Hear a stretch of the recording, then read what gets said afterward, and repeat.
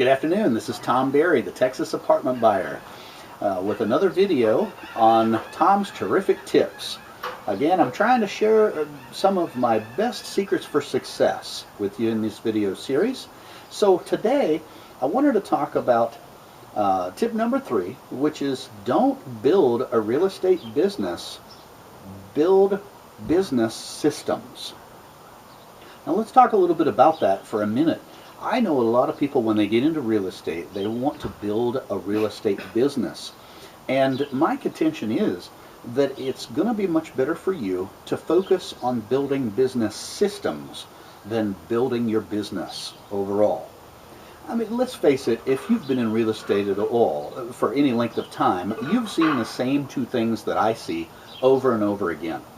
First of all, some people get into real estate and they come into the meetings, they learn, they take some courses, and then they disappear. And they don't do any deals, they don't ever do any of the things that they wanted to achieve. The other thing that I see a lot of times is people will come in and they'll get good at doing something in real estate, and they'll do it over and over and over for years on end and still never build a business. Now, obviously, one of those is better than the other. The first one is terrible because those people that just come and leave again, they don't achieve anything that they tried to achieve. The people that come and they get good at doing something and they do it for an extended period of time, at least they become self-employed, which is certainly better than having a job. But again, they're not achieving all the things that they wanted to set out to achieve. So let's talk about the reasons why these two phenomena happen over and over and over again in our industry. First one, the people that don't do anything, I think I would like to title that one Failure to Launch. Kind of like the movie that everybody saw a few years ago with Matthew McConaughey, where everything was comfortable in his life and he just couldn't see himself moving out from his parents' home.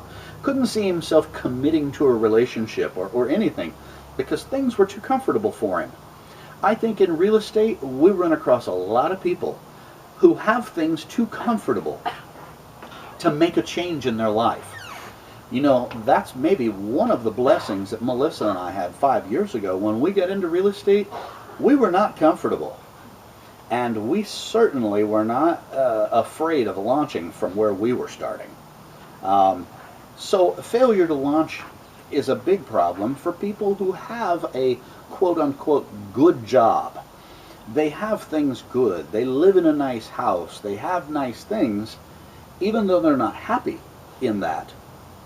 Oftentimes, they just don't want to take the risk to step out and do what we do and build themselves a wonderful, wonderful lifestyle.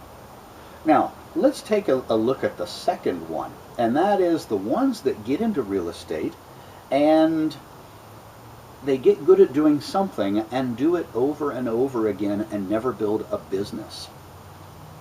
You realize that that moves somebody from maybe in an employee situation to a self-employed situation, but it does not move them to business owner. Because a business owner owns systems. They own business systems that could run with or without them. That's the key definition. I don't want to be self-employed. Now, it was better than a job, but not nearly as good as being a business owner. So the key is going to be to build business systems. And let's talk about a few of those things that are necessary to move yourself from self-employed to business owner. First one is know what the finished product should look like. Know what your business should look like once you get it built to the way you want it. You know, I knew 5 years ago when Melissa and I were our only employees that we wanted to have employees. I knew what those employees would be doing. I knew the tasks they would be taking care of for us.